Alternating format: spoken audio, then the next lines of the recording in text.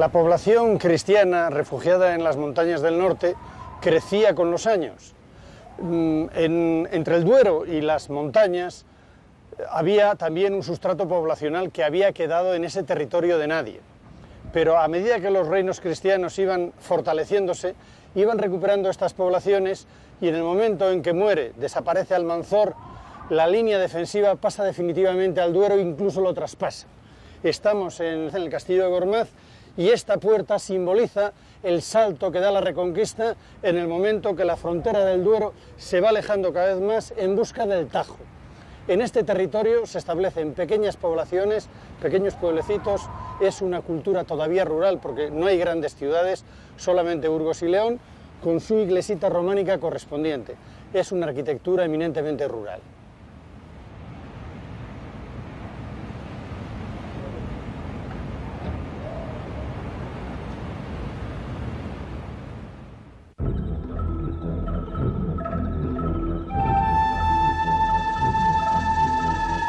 Cuando los árabes llegaron a España, no crean que lo hicieron para quedarse en los Pirineos, que va, ellos pretendían, con su expansión, quedarse con el Imperio Carolingio y si podían con toda Europa. En España, en el norte, encontraron más resistencia y se quedaron sin hacer guarniciones. Por lo tanto, la zona del Duero, toda la meseta norte, era una tierra de nadie, pero no estaba totalmente despoblada.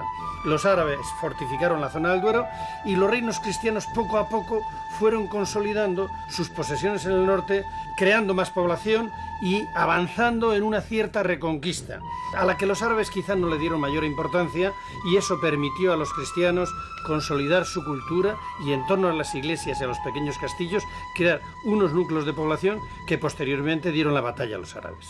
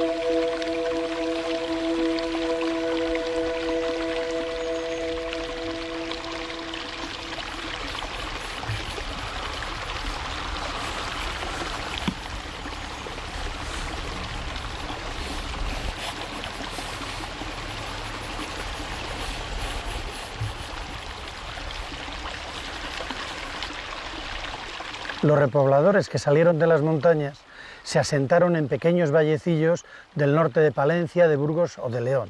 En este valle, llamado Valle Espinoso, se colocó un pequeño pueblecillo y la iglesia se ubicó en un altozano. Es una magnífica iglesia románica que además tiene una condición defensiva.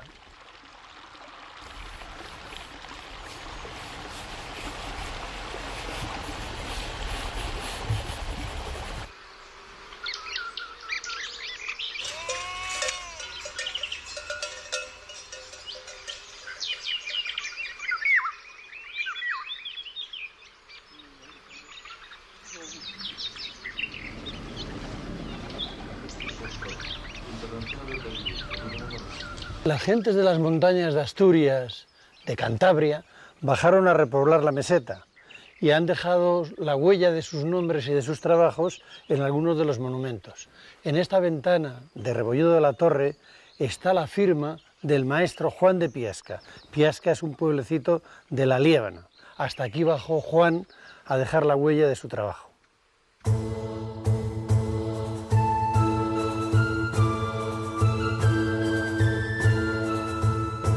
Y así van surgiendo poco a poco pequeñas iglesias y ermitas construidas con materiales sencillos, fundamentalmente mampuesto, cubierta de madera, pero con un concepto común para todas ellas, que es el nuevo románico, el arte que se extiende por toda Europa.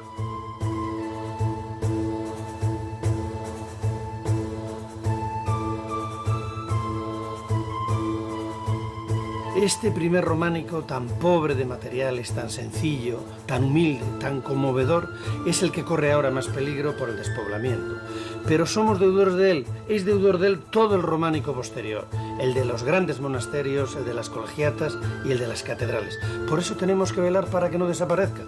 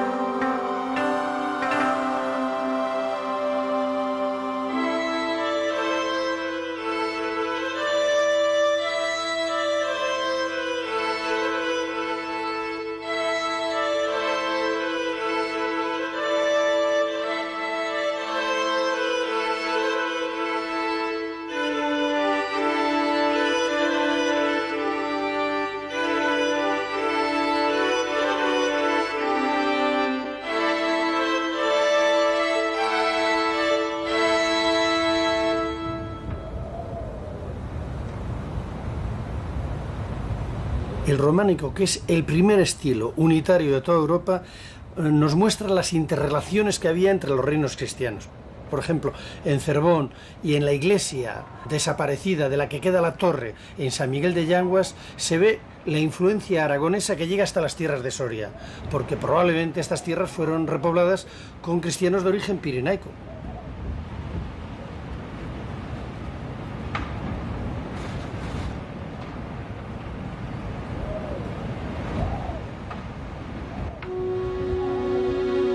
A medida que la estabilidad de los reinos cristianos se consolida, la repoblación se asienta con más tranquilidad.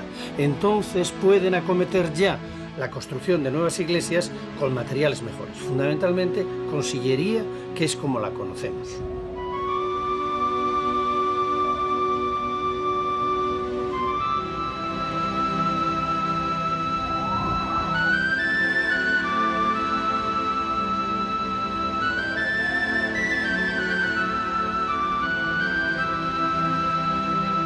La repoblación de la zona norte del Duero es prioritaria para los monarcas y los nobles que la favorecen. Las aldeas surgen unas cerquita de las otras con una cierta independencia. Incluso no estamos todavía en un dominio feudal, sino que es prefeudal. Posteriormente los señores van afianzando su dominio y podemos hablar de una cierta pérdida de las libertades originarias.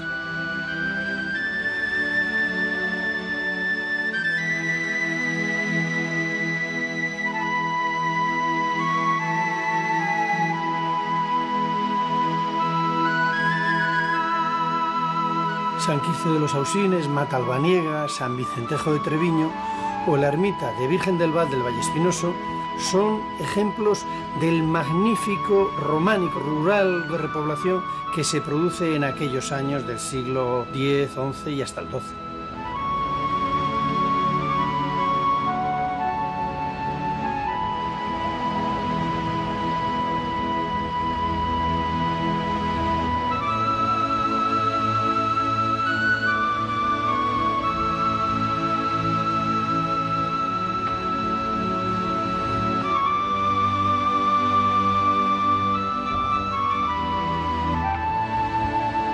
Con la llegada del Ciste y la austeridad que propugna, la torre se sustituye por la espadaña. Esta da mucha personalidad a las nuevas iglesias que se implantan en el paisaje, como Valdegama o especialmente San Pedro de las Perdices, con 4 troneras con campanas magníficas.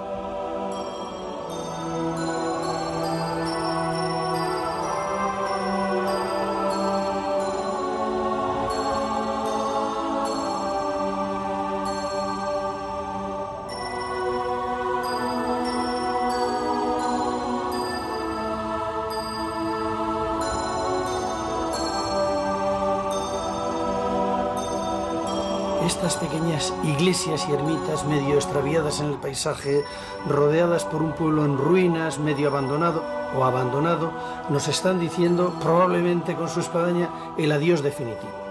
Realmente tenemos que hacer algo para evitar su desaparición.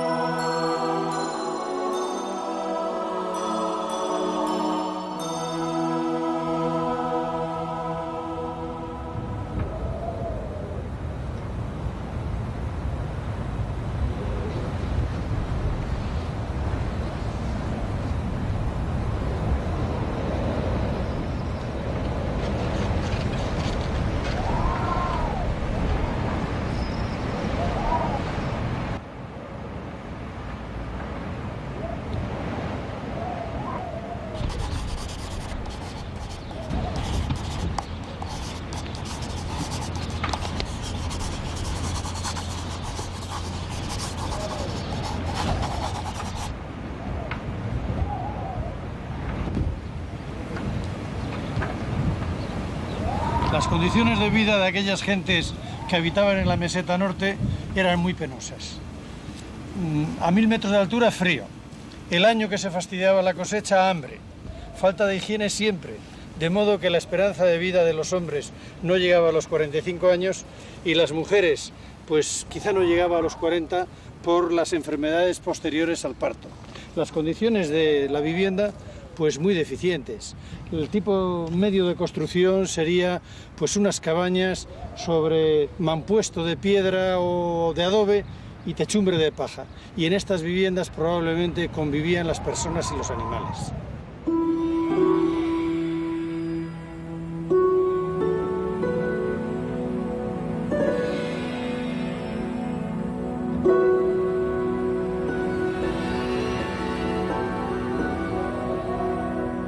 En una fuente judicial de Frisia se dice: «He aquí lo que es un pueblo, el lugar donde se celebran el bautismo, el entierro y las asambleas». Los cristianos que llegan del norte se organizan en aldeas en torno a la iglesia, y como esta de San Martín de las Rejas de San Esteban, aparecen los pórticos, que es el elemento de unión entre el templo y los nuevos pobladores.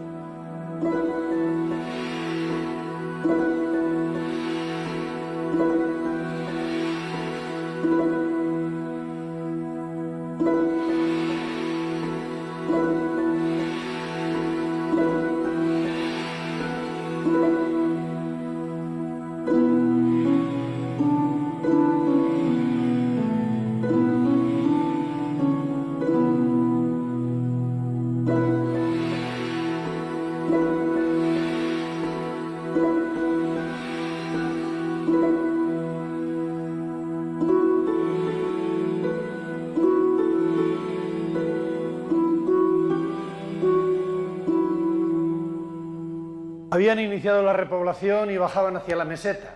Buscaban los lugares donde hubiera habido población anteriormente y donde estaba la iglesia o las ruinas de la misma, reedificaban una. Si podían, hacían un pórtico donde los canteros dejaban la huella de su saber y bajo el pórtico celebraban los concejos abiertos donde gobernaban el común de aquellas tierras. Y esto ocurría no solo en esta iglesia de Sotosalvos, sino en casi todas las aldeas, porque era la parroquia la que articulaba la vida de las comunidades. Por eso eran tan importantes los pórticos, que son característicos de Segovia y de Soria, zonas donde había mucha vida de concejo que se celebraba precisamente en el entorno, en el interior de estos pórticos.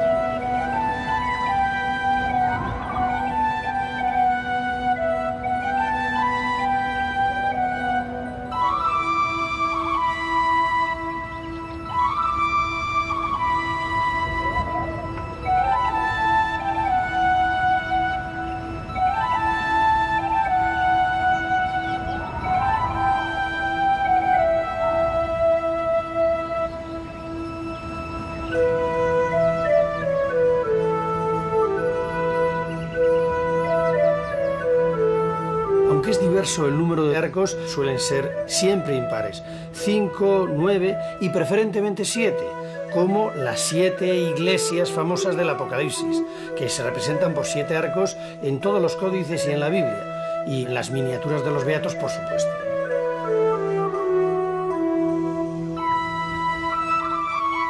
Esta iglesia de Domeñaca, en la provincia de Soria, es un ejemplo muy bueno de lo que vengo diciendo.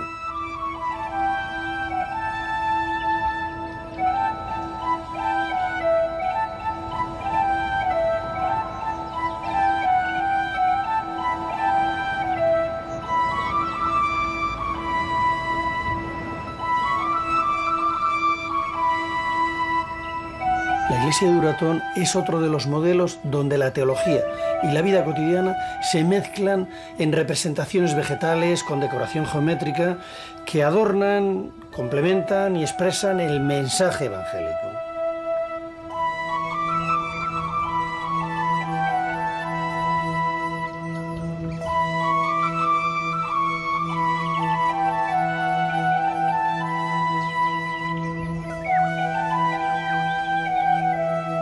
Entre las pequeñas aldeas siempre hay una que está mejor comunicada, que es mayor, que gana la primacía. Esa es la villa.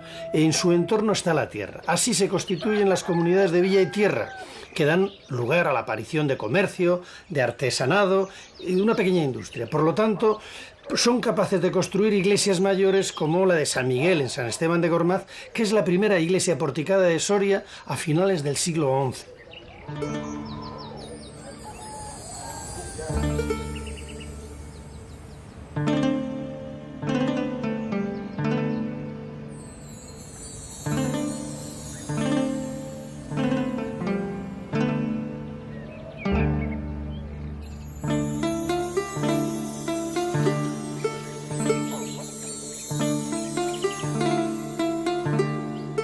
Las comunidades de villa y tierra se desarrollaron porque también a los señores les interesaban.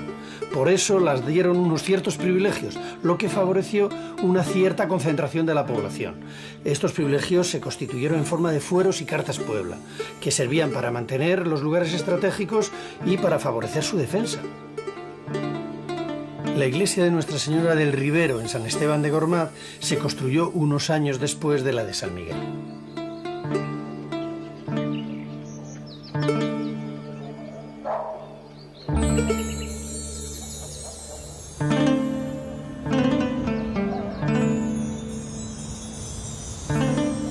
De la pujanza de las comunidades de villa y tierra da fe que la comunidad de Caracena llegó a tener en el siglo XII hasta 3 parroquias, la de Santa María de Barrio Gormaz, San Pedro y Santo Domingo.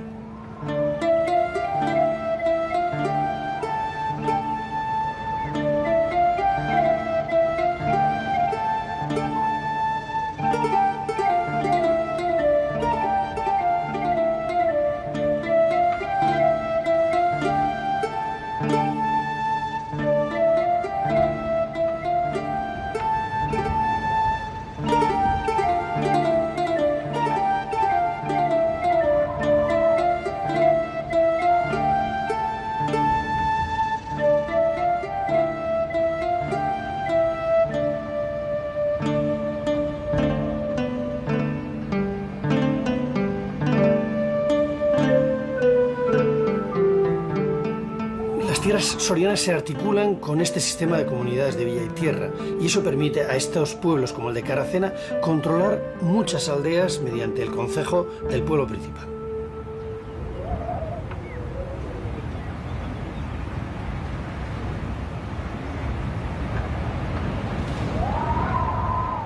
Era tan importante la repoblación de las tierras del Duero para los reyes que, por ejemplo, Alfonso VI, en el año 1076, otorga los fueros de Sepúlveda y no importa en estos fueros la procedencia o la condición social o humana de los nuevos pobladores. Pueden ser ladrones, asesinos o caballeros, todos son bien recibidos.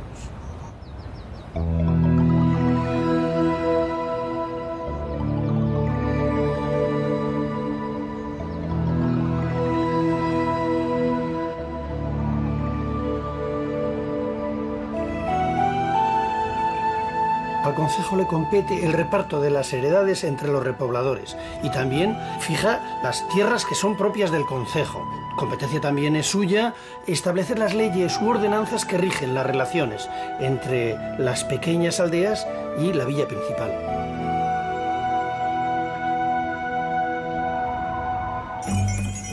Ágreda es un buen modelo de repoblación soriana y también muy buen modelo del urbanismo medieval. La torre de la iglesia de San Miguel es el mejor resto románico del barrio cristiano.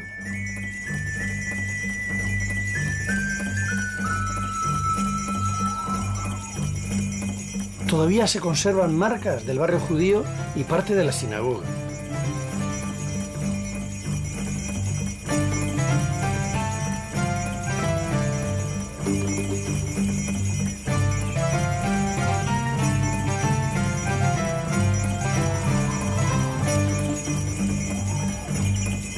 Y a lo que llaman el barrio moro, tiene arcos de herradura en la muralla que domina el valle.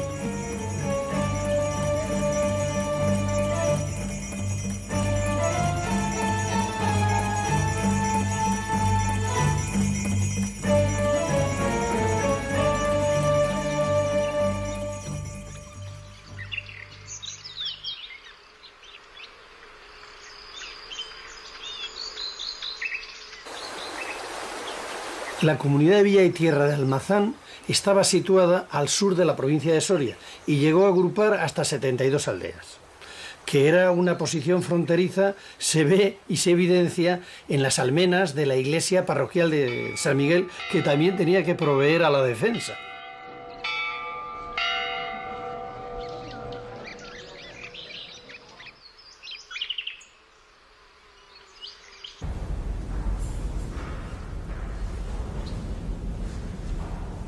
El interior es de gran sobriedad, es un románico tardío, muy potente y robusto, que mantiene y denota las influencias árabes en la construcción del cimborrio.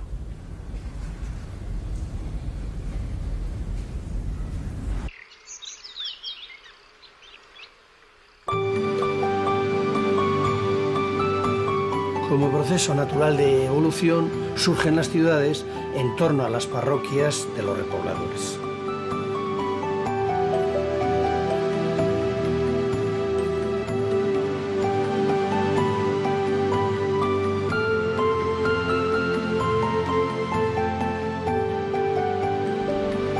La repoblación se realiza fundamentalmente con extranjeros, es decir, franceses, francos, que dan el nombre de Villafranca al pueblo y traen a San Martín como santo, o portugueses. En otras zonas vienen de los pueblos a lo que va a ser la capital. Aquí en Soria, desde el pueblo de Rabanera, bajan a la capital y se quedan, todos ellos formando un barrio. Traen su santo y además fundan su iglesia. Esta es la iglesia de San Juan de Rabanera, que recoge a estas gentes venidas de una parte de la provincia.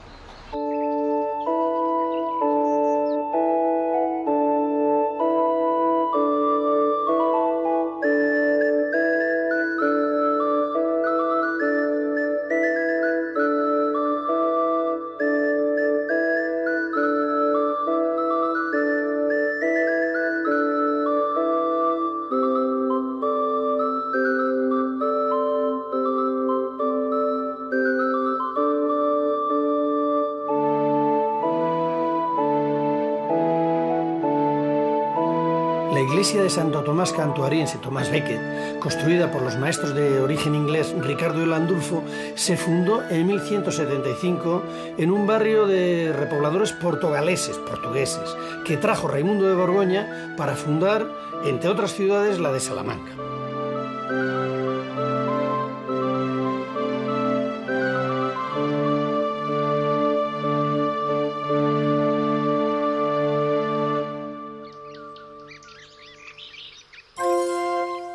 La iglesia de San Andrés, que está situada a extramuros de la ciudad, nos muestra, pues por esta posición que tiene, cómo se fue formando la ciudad de Ávila.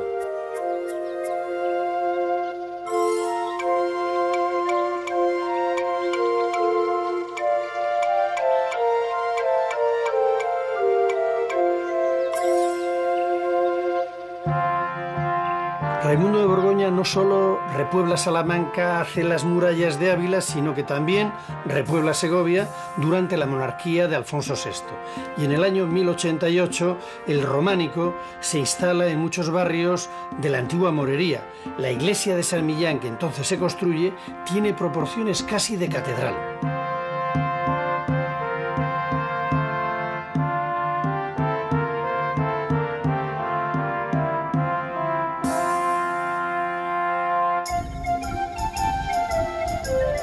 El campanario de San Esteban, su galería porticada tan característica del románico segoviano, San Lorenzo y San Justo, con sus magníficas pinturas que se han descubierto no hace mucho.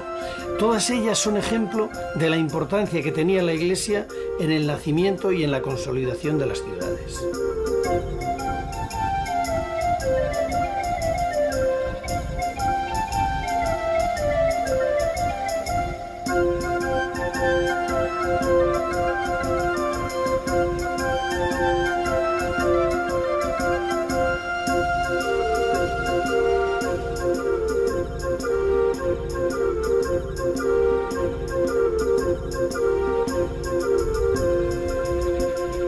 Con el rey Alfonso VI, la frontera del reino cristiano avanza imparable hacia el sur.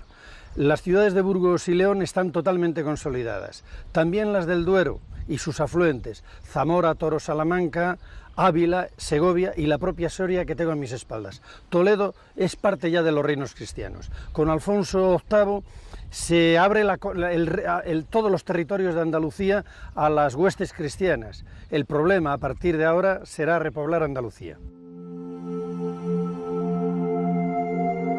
Las pequeñas iglesias románicas que siembran el paisaje al norte del Duero fueron el germen de la unidad cristiana. Después de 1000 años todavía están en pie, y mientras sigan en pie seguirán dando testimonio de aquellos años heroicos.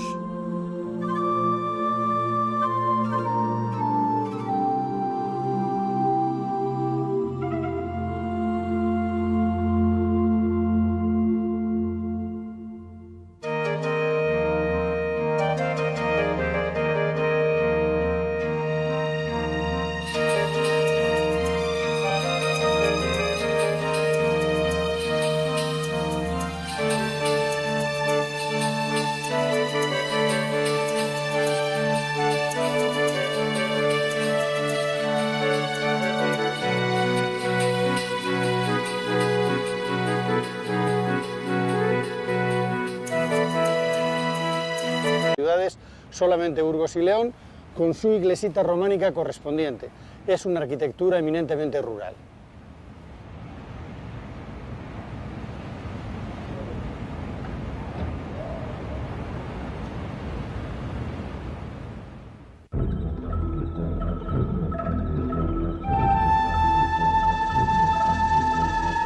Cuando los árabes llegaron a España, no crean que lo hicieron para quedarse en los Pirineos, que va, ellos pretendían, con su expansión, quedarse con el Imperio Carolingio y si podían con toda Europa.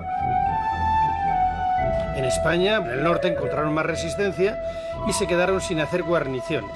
Por lo tanto, la zona del Duero, toda la meseta norte, era una tierra de nadie, pero no estaba totalmente despoblada.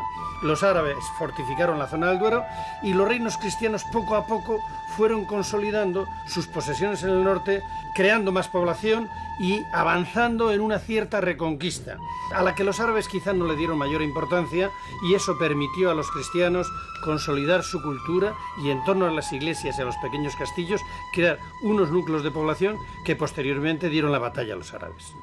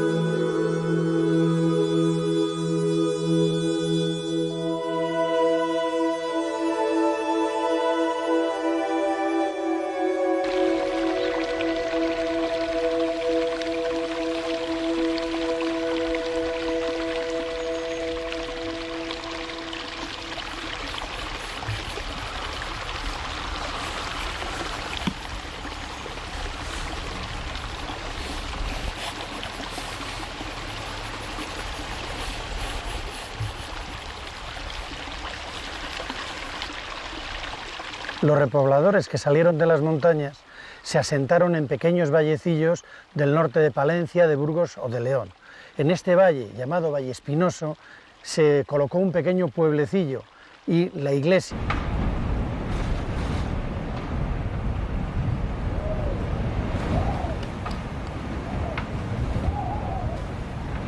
La población cristiana refugiada en las montañas del norte crecía con los años. Entre el Duero y las montañas había también un sustrato poblacional que había quedado en ese territorio de nadie. Pero a medida que los reinos cristianos iban fortaleciéndose, iban recuperando estas poblaciones y en el momento en que muere, desaparece Almanzor, la línea defensiva pasa definitivamente al Duero e incluso lo traspasa. Estamos en el castillo de Gormaz y esta puerta simboliza el salto que da la Reconquista en el momento que la frontera del Duero se va alejando cada vez más en busca del Tajo. En este territorio se establecen pequeñas poblaciones, pequeños pueblecitos, es una cultura todavía rural porque no hay grandes ciudades.